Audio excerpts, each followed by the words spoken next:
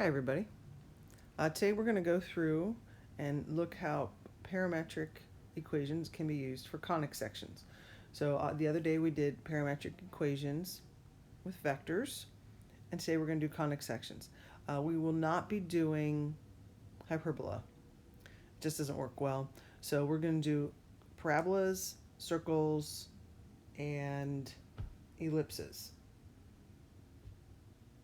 Now the difference, remember, between a circle and an ellipse is that they don't have the same denominator. So in an ellipse, the denominators are different, and in a circle, the denominators are the same. But I'll show you some. You'll remember it. It's not complicated. If you hated conics, this is really pretty simple, honestly. So you can see some reviews of what a parametric equation is. T is the parameter and usually represents time.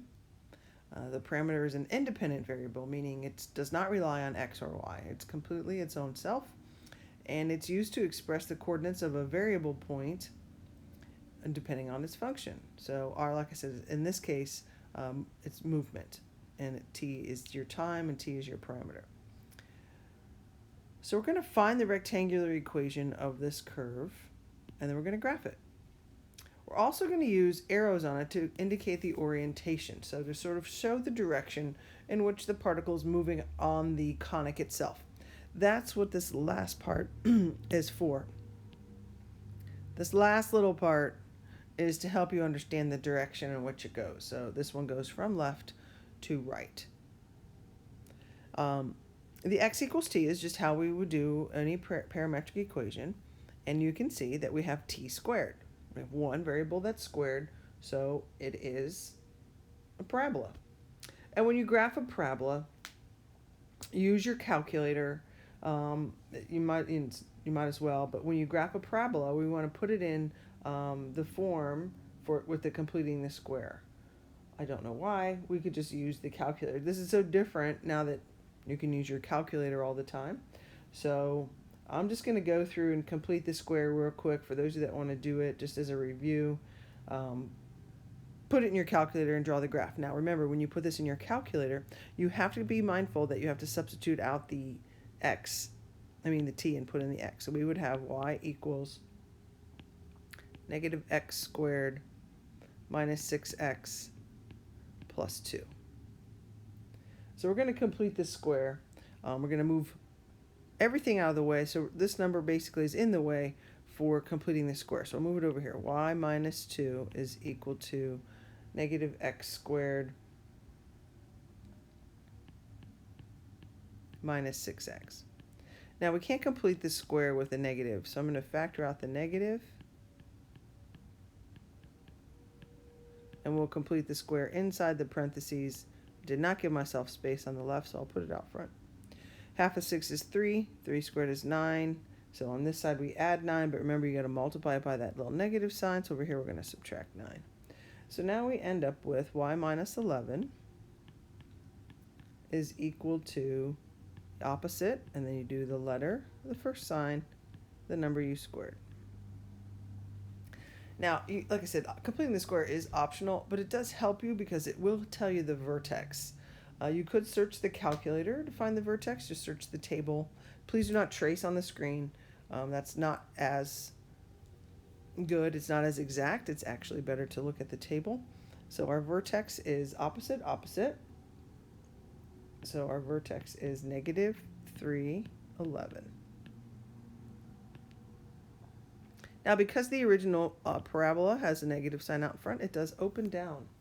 So if you use the calculator, on the calculator you'll find some other points. We would have the point 0, 2 and negative 6, 2. I would just search the table to find points that are easy to graph. One to the left, one to the right of the vertex. Nothing too extreme. Now this, of course, doesn't fit on. This is a 10 by 10 grid. So I know that already. So this is going to be ending up a little bit off the grid, but that's all right. And then we have 0, 2 and negative 6, 2. Connect your parabola like you normally would. Arrows do go on the ends. Those are not the arrows that we're talking about to indicate the orientation. Now, if we think about if we would trace this thing from negative infinity, so negative infinity would be down here if we were to trace it, and would come up the parabola and back down the other side. So that's what the arrows have to show. So the arrows, you don't have to use a lot of them. You don't have to go crazy and put arrows everywhere. The arrows would go like this, showing that it went up that left side and came down the right side.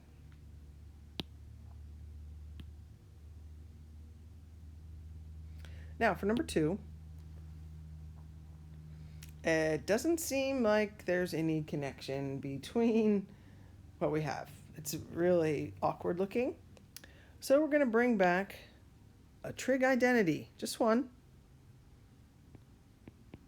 Sine squared plus cosine squared equals 1. So it's one that you know, and it's the easiest one. It's the most common one. Now what we have to do is solve both of those equations for t. Because we have t, and I purposely put t in there just so we connect. Don't put x because only one equation has x. Don't put y because only one equation has y. Put t because t is in both of these equations. So now what we have to do is solve both of these equations for t, meaning get t by itself. So we can't really get t by itself, get the word by itself. So x equals 2 cosine t. We don't have to go as far as get t by itself, but just get cosine by itself. So x over 2 is cosine t. For the y, we have y equals 3 sine t. So we would have y over 3 equals sine t. Now we're going to use these expressions and substitute them in there. Oops, sorry, I circled the wrong ones. We're going to use these expressions and substitute them in. So since y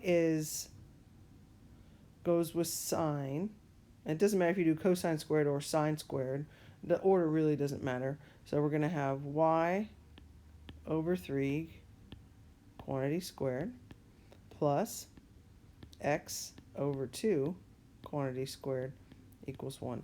Now at this point, you can tell it's an ellipse. The denominators don't match. If the denominators matched, it would be a circle. And it's just that simple. Now, ellipses and circles are not really graphed the same way, so it is important to know what you have. I'm going to put this as x first, just because I like x first. So x squared over 4 plus y squared over 9 equals 1. The top part, if you recall, is used for your center. So the center is at 0, 0. And underneath the x squared is a 4. So left and right will go the square root of 4, which is 2. Up and down we'll do the square root of 9, which is 3. And we have our ellipse.